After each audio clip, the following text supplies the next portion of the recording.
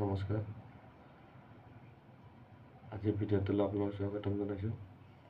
আপোনালোকে চাগে থাম্বনেইলত চাই কিনে গমেই পাইছে আজি কিহৰ ওপৰত ভিডিঅ'টো হ'ব। ফ্ৰুইটছৰ বা ফল মূল যিকোনো কামতে ব্যৱহাৰ হয়। আপোনালোকে ঘৰত ঠগি পাতিব, কাৰোবাৰ শ্ৰাদ্ধ পাতিব, কাৰোবাক যাচা দিব যাব, আপোনালোকে ফল মূল লৈ যায় বা নিজৰ ঘৰত খাবৰ কাৰণে ফল মূল ব্যৱহাৰ কৰে। ফল মূলৰ জুচ খায়, বতৰৰ আম খায়, বতৰৰ জাম খায়, তেনেকৈ আপোনালোকে কিনে। কিন্তু হয়তো কেতিয়াও আপোনাক কোনো কোৱা নাই এই ব্যৱসায়টো কিমান লাভদায়ক হ'ব পাৰে, বা আপোনালোকে হয়তো ভাবি চোৱা নাই। মই কিহৰ কাৰণে এই ফল মূলৰ ব্যৱসায়টো আপোনালোকক ক'ব লৈছোঁ। মই ওচৰতে কালী মন্দিৰ এটা আছে, তাতে অলপ ডাঙৰকৈ পূজা হয়, লাৰ্জ হিচাপে পূজা হয় আৰু বহুত ডাঙৰ পূজা হয়, সেই হিচাপে কৈছোঁ। এবাৰ আমি তেনেকৈ জড়িত থাকোঁতে আৰু বহুতখিনি ফল মূল লাগে জানো, সেইকাৰণে আমি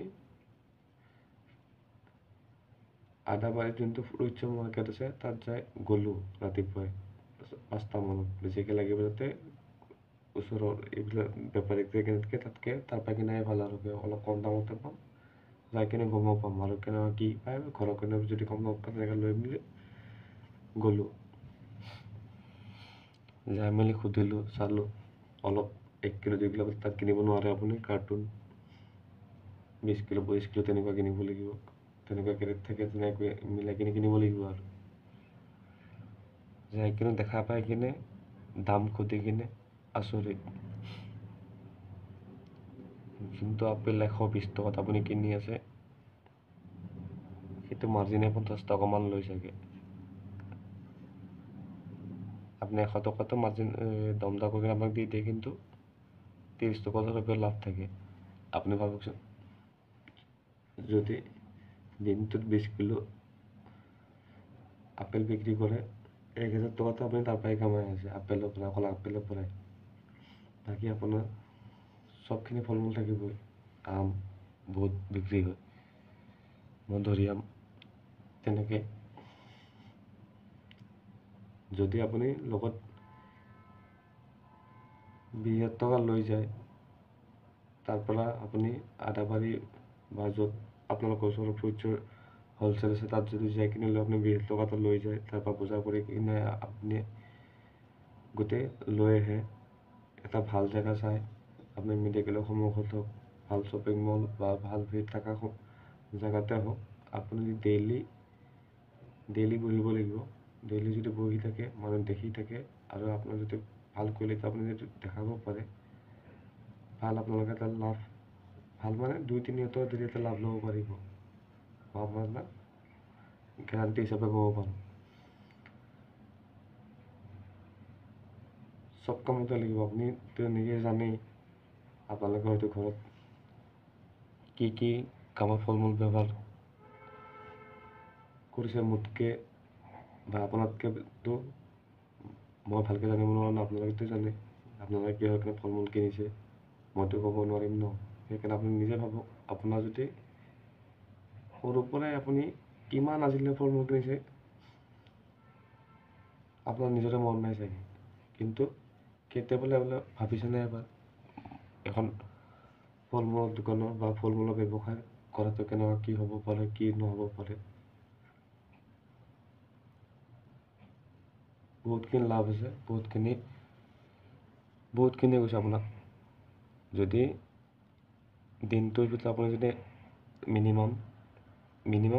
মিনিমামেই কৈছে আপোনাক 60 কিলো আপুনি চব মিলাই কিনে আম জাম যি পায়, আনাৰস যি পায় কিনে 60 কিলো মিলাই কিনে আপুনি বিক্ৰী কৰি দিব পাৰে। ভাল জেগা এটা চাই, ভাল জেগা এটা বহি কিনে। যদি মিনিমাম 30 টকা আপুনি 30 টকা মাৰ্জিন লয় ন, আপুনি 1800 টকা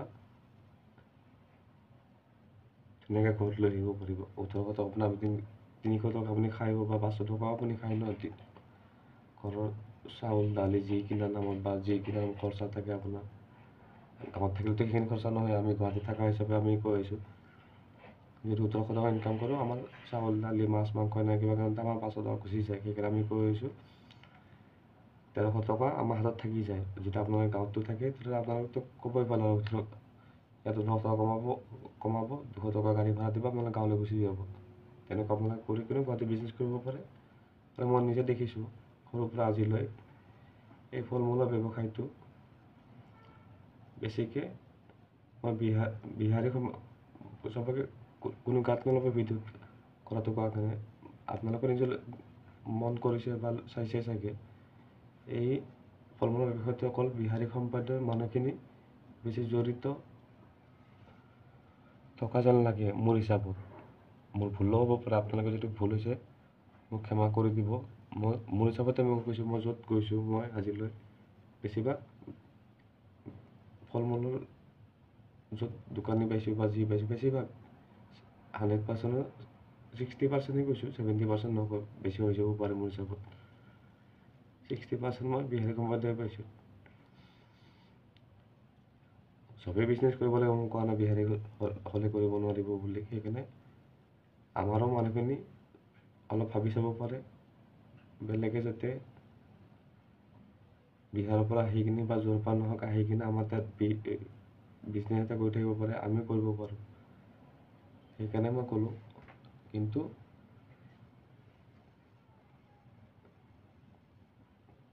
অকল মই যে জাতি এটাক লৈ কিনে কৈছোঁ সেইটো বুলি নহয়, কিন্তু আমাৰ মানুহখিনি চাব পাৰে একো লাজ কৰিব লগা নহয়। বিহাৰী মানুহখিনি যাতে কৰিব পাৰিছে আমাৰ মানুহখিনিও কৰিব পাৰিব, চব মানুহখিনি কৰিব পাৰিব। সেইকাৰণে সিহঁতৰ মানুহখিনি যদি লাজ নকৰে আমাৰ মানুহখিনিও কিয় লাজ কৰি থাকে। চব কামতে আগবাঢ়ি যাব লাগে, লাজ কৰি যাব নালাগে। সিহঁতেও আহি কিনে বিজনেছ কৰক, আমাৰ মানুহখিনি আগবাঢ়ি যাওক। সেইকাৰণে মই কোৱাতে কৈছোঁ সিহঁতে যে বিজনেছ কৰিব নালাগে মই সেইটো কোৱা নাই, সিহঁতেও বিজনেছ কৰিব পাৰে, সেইখিনিয়ে মই কৈছোঁ। কিন্তু আমাৰ মানুহখিনি হয়তো ভাবি চোৱা নাই আজিলৈ কিমান লাভ কি, বা হয়তো লাজৰ কথা লাগিব পাৰে। কিন্তু মই গ'লোঁ, যাই কিনে চালোঁ, চাই কিনে আপোনালোক ক'লোঁ বহুতখিনি লাভ আছে, বহুতখিনি মাৰ্জিন আছে। যদি আপুনি দিনটোত 50-60 কিলো বিক্ৰী কৰি দিব পাৰে, ভালেখিনি মাৰ্জিন ল'ব পাৰিব। 30 টকাটো মই কমেই কৈছোঁ, আপুনি 70 টকা মিনিমাম 60 টকা মিনিমাম মাৰ্জিন লৈ আছে।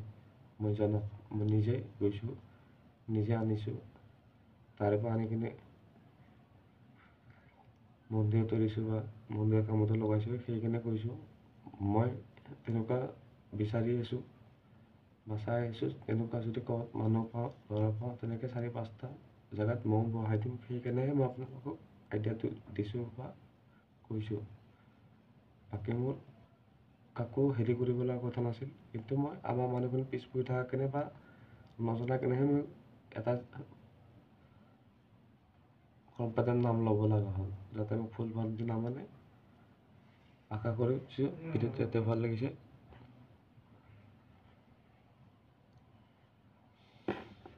আৰু যদি ভিডিঅ'টো ভাল লাগিছে লাইক কমেণ্ট আৰু ছাবস্ক্ৰাইব কৰি দিব।